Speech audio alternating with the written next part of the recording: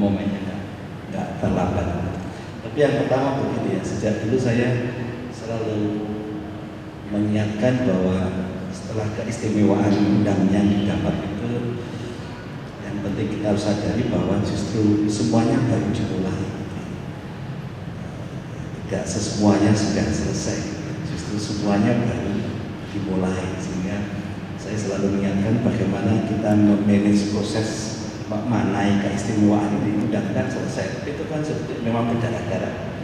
Tapi sebetulnya betapa setelah itu itu betapa lalu kita diberi PR yang luar biasa besar, yang saya sejak tahun lalu mengingatkan kalau jadinya undang-undang itu hanya menjadi proyek-proyek yang sampai sekarang kita juga terlibat, itu akan bahaya sekali, apalagi kalau proyeknya di waktu-waktu oyak-oyakan. Tadi pagi juga ada berita Pak Sekda membentuk tim khusus untuk mempercepat penyerapan anggarannya sangat terlambat. Ini yang saya tapi ya bagaimanapun juga harus dilakukan. Tapi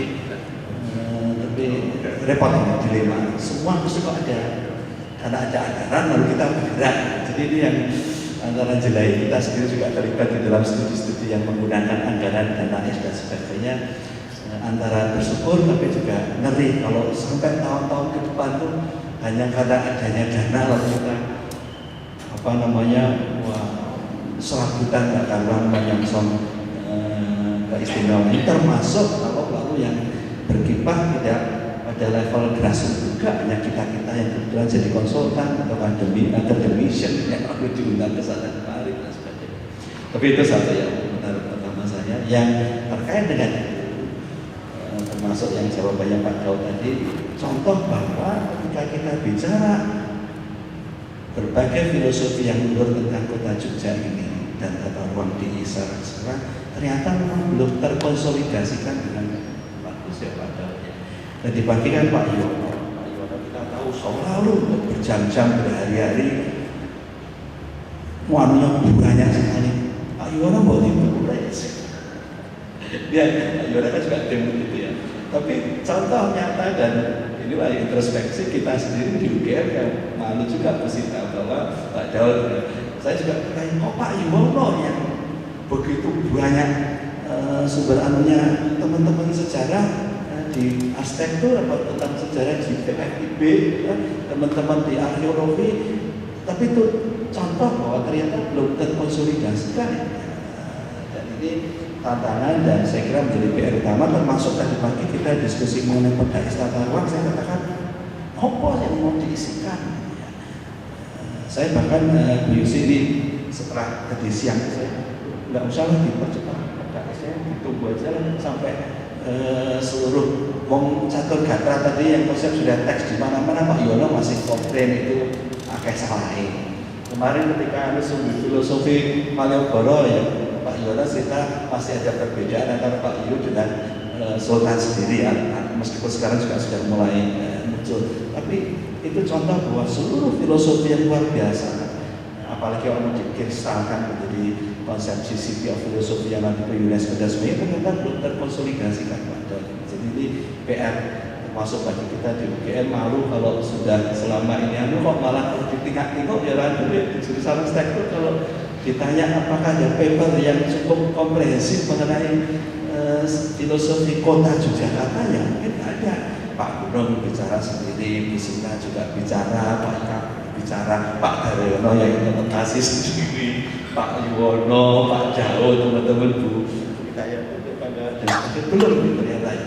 Jadi ini PR, dan dengan maksud itu maksud saya adalah kita nggak usah tergesa-gesa lah bikin perda-es tata ruang. Sekarang yang diorientasikan memang tahun ini adalah perda-es kebudayaan dan kelembagaan. Nah, itu mungkin pas karena kebudayaan menjadi tapi kalau banyak filosofinya juga belum terkonsolidasikan di dalam perda-es kebudayaan, nanti ikutannya termasuk tata ruang juga bisa kebingungan ya. Sehingga termasuk dalam konteks ke UNESCO dan sebagainya, saya ingatkan prosesnya, atau kita harus ingat bahwa banyak sekali yang harus kita karena yang dinilai di sana kan juga prosesnya Pak, tidak sekedar dokumennya ya. Sehingga kita nggak usah tergesa-gesa karena PR-nya masih banyak, termasuk sekedar mengkonsolidasikan berbagai filosofi yang ya masih sifat, menurut saya masih sifat siul ya, terutama yang terkait dengan kota Yogyakarta dan juga tata ruang DIY secara keseluruhan. Ini bagus lah. Tapi lalu saya nggak tahu gimana gitu Pak Daud, apakah teman-teman yang terlibat dalam sini filosofi itu memang mengarah ke sana, tapi juga saya kira bagaimana prosesnya juga dengan tim-tim lain yang rasa-rasanya banyak narasumber yang tadi Pak Daud juga mengatakan mungkin disatukan budayawan dan sebagainya, tapi prosesnya harus transparan, kalau bisa bahkan menjadi proses pembelajaran publik. Termasuk apa yang kritik selama ini kan juga dikatakan yang memaknai keistimewaan lebih domainnya teman-teman eksekutif. Institusi keraton, Pak Denny, Pak, kalau saya nggak salah, institusi keraton dan Pakualaman sendiri mungkin saya nggak tahu rasa-rasanya pernah ada pandangan yang nggak terlalu terlibat penuh.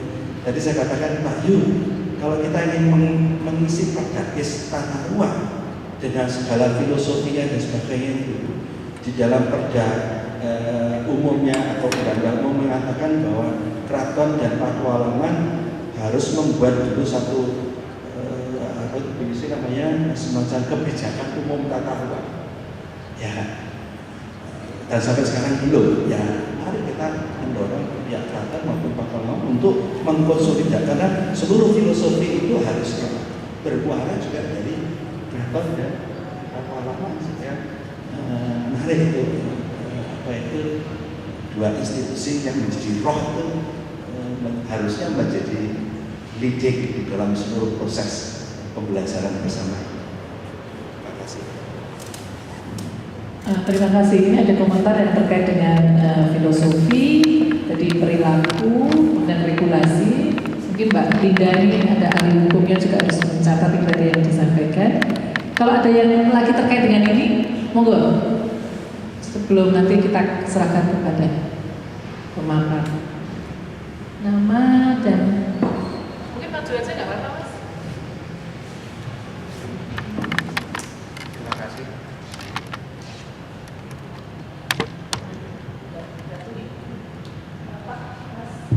Sudah. Terima kasih, saya Mas Hendal dari Ijo. Mohon pencerahan saja. Tadi saya tertarik tentang bahwa pusaka itu hidup dan dinamis, dan itu adalah relasi antara manusia dengan alam salah satunya. Saya mungkin bisa sharing sedikit. Kalau kesiapan Jogja sebagai kota berkelas dunia, saya kira siap, tapi mungkin harus ada sedikit hati-hati.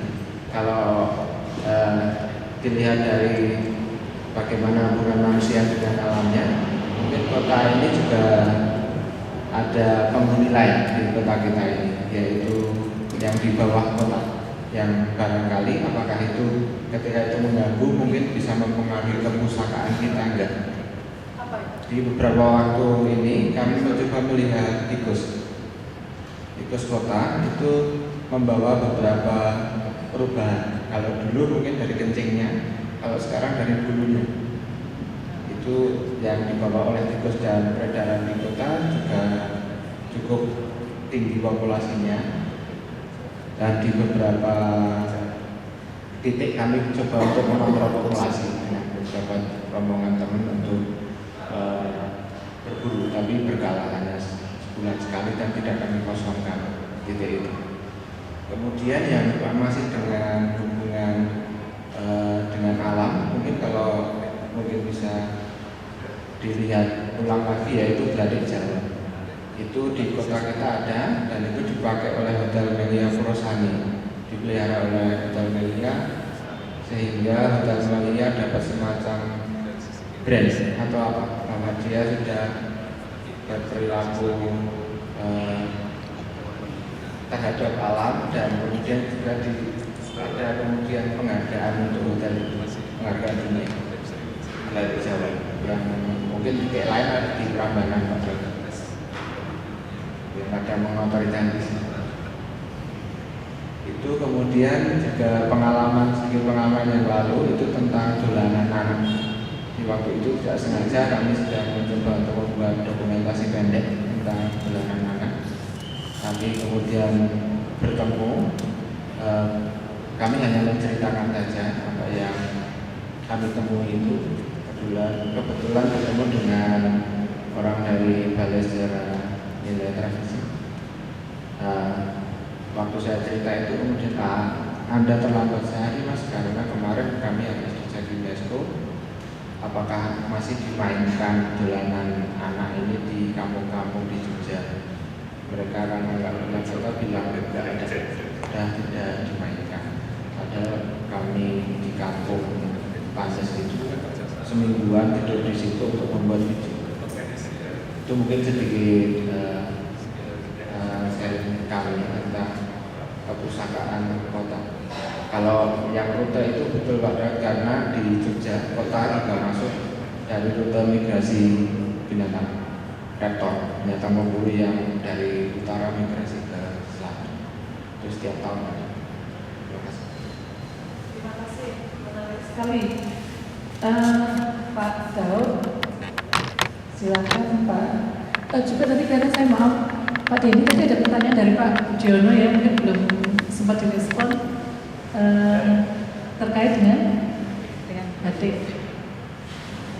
Mungkin bisa diulang pertanyaannya apa tadi? Dari Pak. Bukan pertanyaan, hanya komentar bahwa City of Batik fondasinya jauh lebih kuat, evidence-nya jauh lebih kuat karena dokumenter dalam sejarah dan bisa kita buktikan. Dan mungkin hal ini yang bisa dicari, walaupun bukan tulisannya yang kita cari, paling tidak ada asosiasi-asosiasi yang menunjukkan ada City of Philosophy itu dipakai pada waktu perancang kota itu. Terima kasih. Nanti Pak Robi bisa respon mengenai hal itu. Jadi tadi pertanyaannya terkait lagi tentang kemungkinan regulasi untuk heritage kaitannya dengan perilaku manusia yang ada di Yogyakarta ini. Kemudian ini arsip mengenai filosofi yang ada di mana gitu ya. Memang dalam kota pusaka itu juga ada rencana untuk arsiping itu menjadi satu bagian yang sangat penting sekali. Kemudian kaitannya dengan alam, pusaka-pusaka alam, menarik tadi tentang tikus, tentang belantin Jawa, dolanan anak, mungkin juga flora mungkin ya. Monggo, silakan dari siapa dulu? Pak Dendi, Pak Robi.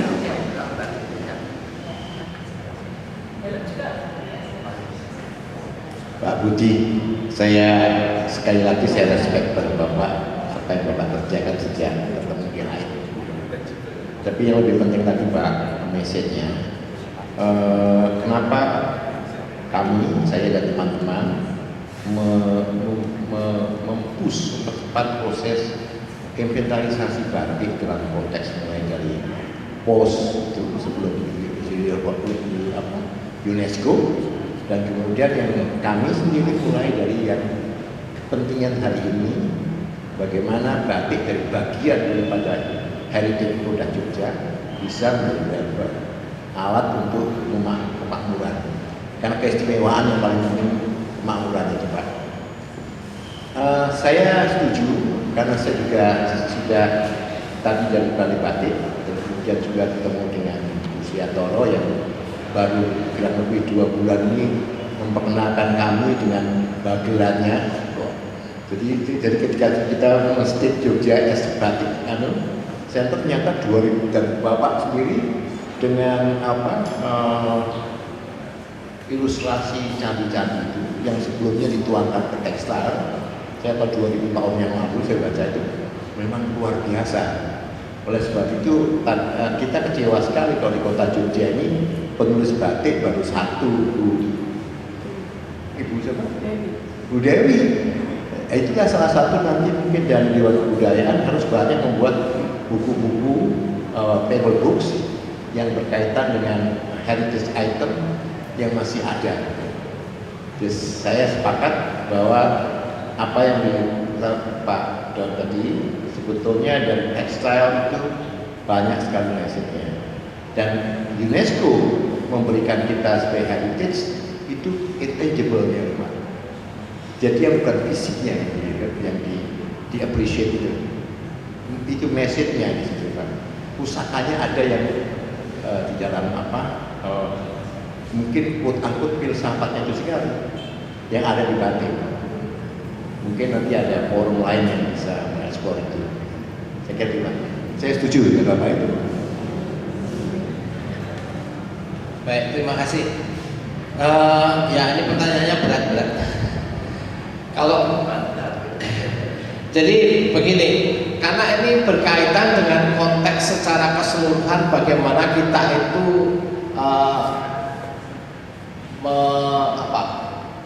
menjadikan budaya keistimewaan itu budaya di Jogja. Sebetulnya saya sudah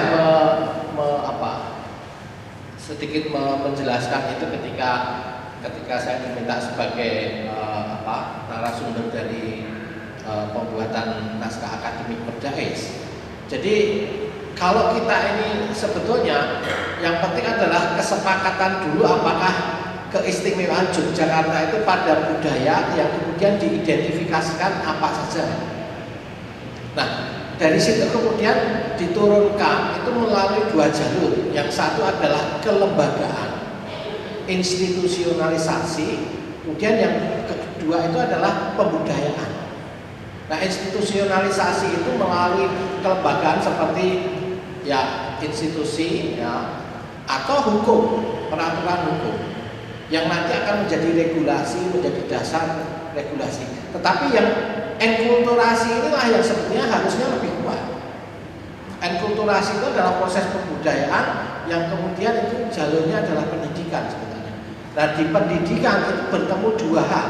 Yang satu adalah kelembagaan, yang satu adalah pembudayaan. Nah, linknya itu sebetulnya di pendidikan itu. Nah, sanksi itu kalau hukum jelas sanksinya itu entah material, entah itu dia di penjara dan sebagainya. Tapi inkulturasi harusnya adalah sanksi sosial. Nah, inilah yang melemah di kita. Tetapi itu muncul karena apa? Karena pendidikannya juga tidak menekankan pada hal-hal yang seperti itu. Sehingga ketika orang itu naik sepeda motor masuk ke lingkungan yang seharusnya dia itu turun misalnya, nah itu tidak ada yang menegur sekarang. Sehingga perasaan dia itu ya sah-sah saja, apalagi seperti di Yogyakarta itu kan banyak pendatang yang seringkali dengan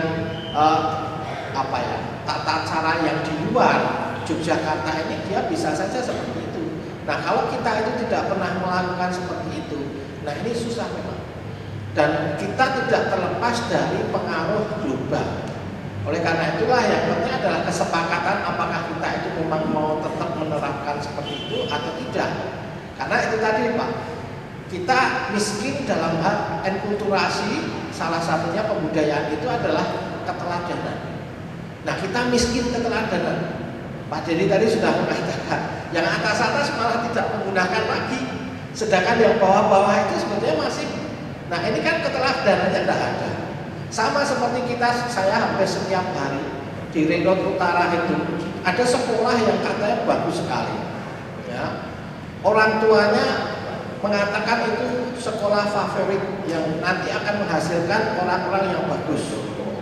Oleh karena itulah mereka menyekolahkan di sana. Tetapi ketika orang tua itu mengantar anaknya ke sekolah, dia melawan arus untuk lalu lintasnya. Nah, bagaimana semuanya diserahkan pada sekolah, sedangkan orang tuanya sendiri memberikan keteladanan bahwa dia itu kalau berlalu lintas ya sembarangan saja melawan arus. Dan ini kan tidak ada konsistensi di dalam perilakunya.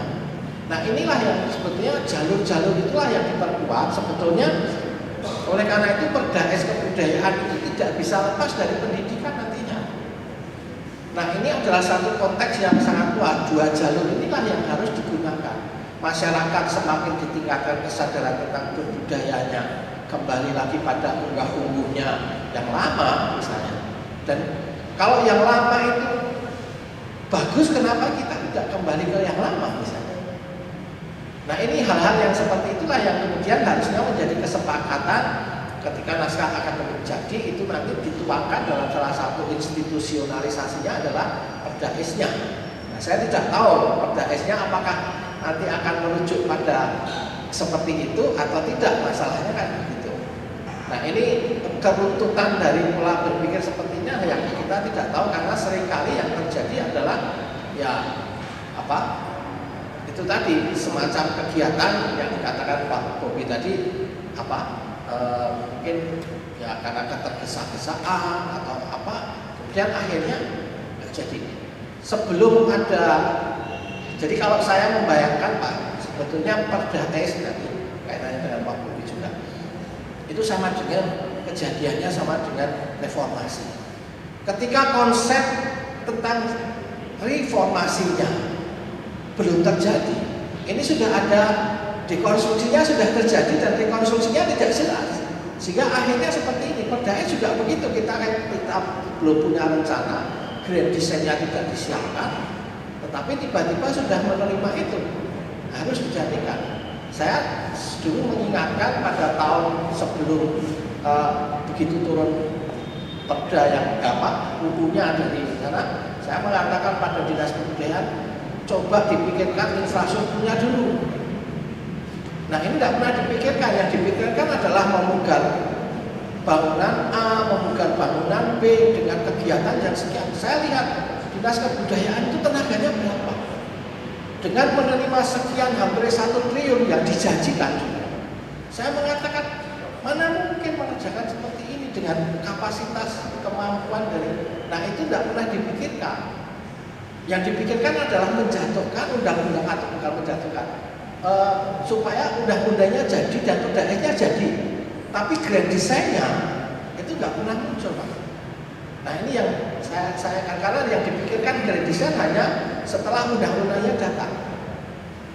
Kenapa tidak sebelumnya? Jadi undang-undang itu hanya sebagai bentuk pengesahan, sedangkan grand design-nya itu sudah disiapkan sebelum dia datang. Jadi begitu dia datang kita tahu salurannya kemana. Nah sekarang ini yang diceritakan Pak Bobi itu persis seperti reformasi. Ketika kita tidak tahu lagi yang namanya kemudian setelah direformasi itu jadinya apa, tidak ada desainnya. Makanya kita selalu mentoleransi apa yang disebut euforia, tapi sampai kapan? Nah ini nanti saya khawatirnya Perda S juga seperti itu.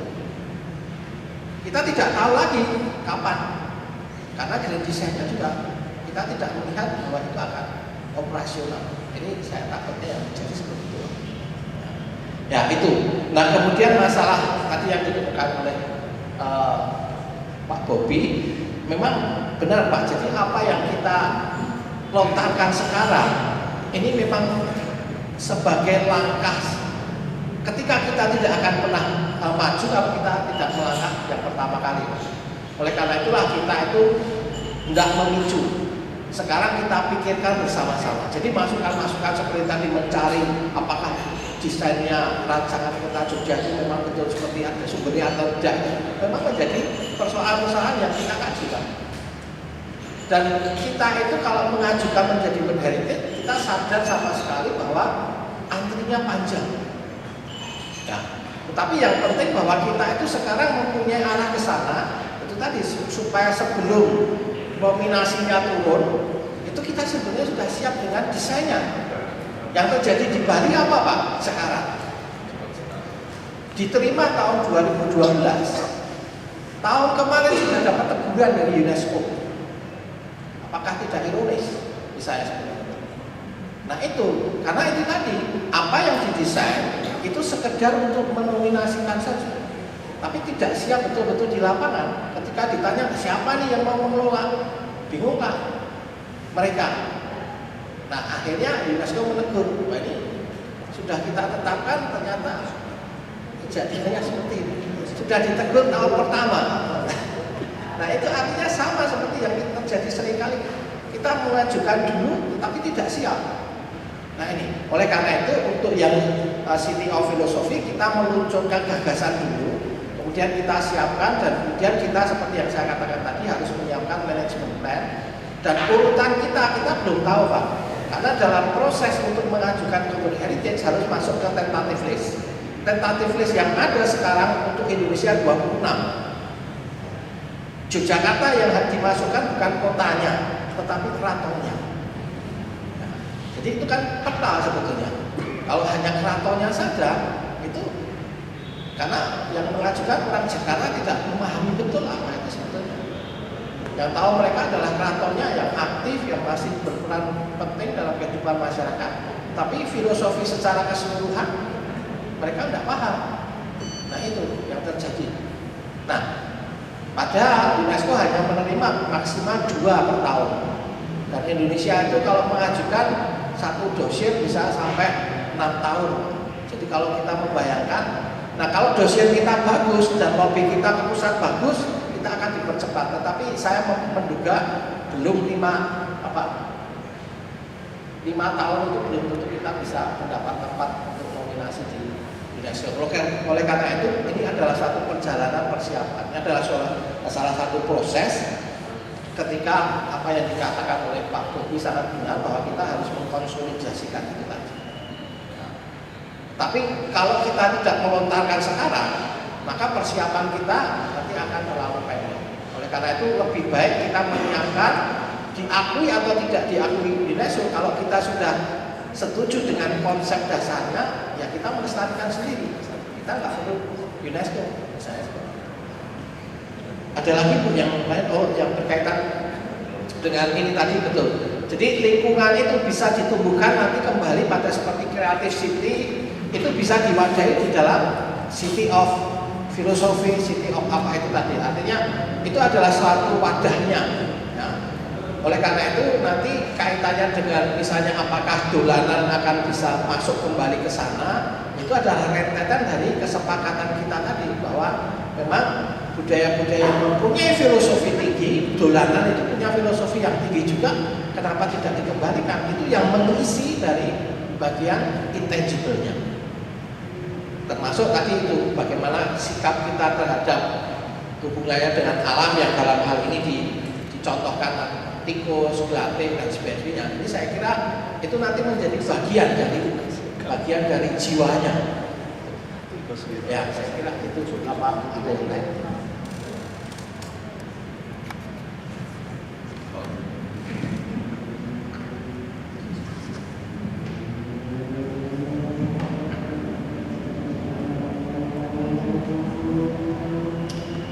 Saya sangat tertarik dengar bahwa di masyarakat itu tidak kategori City of Philosophy itu tidak mungkin belum pas untuk semua penduduk dan masih dipertanyakan. Mungkin memang harus ditanya para filolog, ahli-ahli naskah Jawa, memang ahli bahasa Jawa kuno. Tapi dalam tahun-tahun terakhir ini ya saya banyak baca tentang Yogyakarta, tentang Solo juga sebetulnya tentang semua kota dari abad 16 seperti saya bilang tadi sampai awal abad 19 ya. Mungkin menurut saya itu City of Philosophy itu sebetulnya lumayan pas untuk Yogyakarta. Mungkin memang butuh lebih banyak di studi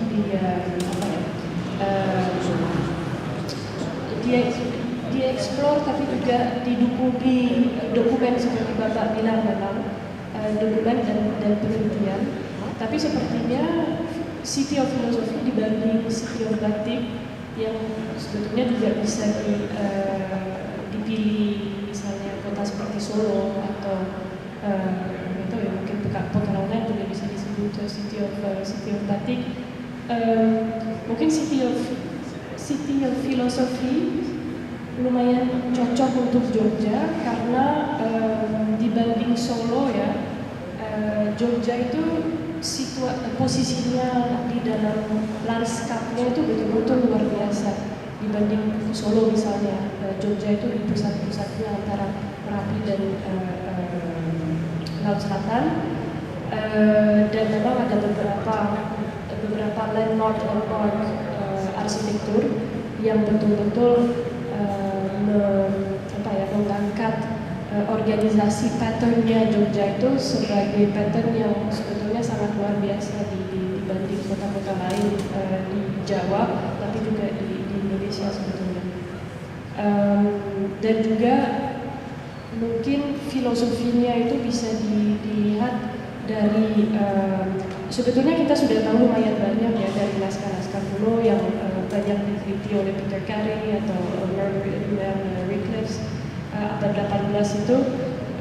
Mangkubumi yang menjadi arsiteknya Solo tapi juga Jogja, terutamanya Jogja itu memang melakukan pattern yang sangat unik sebetulnya, dan saya pikir jauh lebih jelas patternnya Jogja dan jauh lebih menarik gara-gara posisinya keraton Jogja itu di dalam lanskap lingkungannya itu. Saya pikir itu sesuatu yang betul-betul unik yang mungkin bisa dipakai untuk proyek ini ya. Tapi saya bukan ahli batik dan mungkin memang kota Jogja juga bisa jadi batik and filosofi nggak dapat. Tapi batik juga sebetulnya masuk filosofi karena setahu saya batik itu sangat kompleks.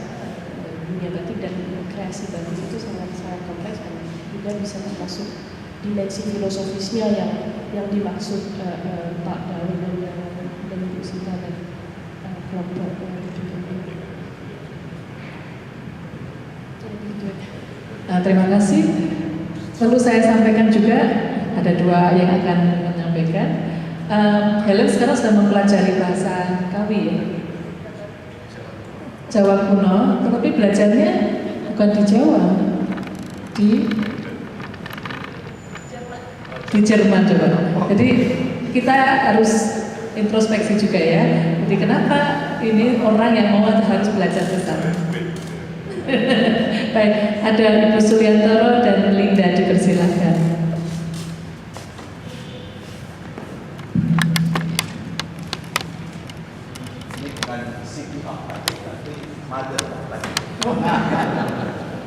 Terima kasih. Saya hanya akan usul dua hal. Yang pertama, tata ruang. Kok saya sudah tinggal? Saya perkenalkan diri bagi yang belum kenal. Nama saya Nina Suryantoro Sulaiman. Ibu rumah tangga biasa. Yang sejak tahun 50 saya sudah mendiami Yogyakarta.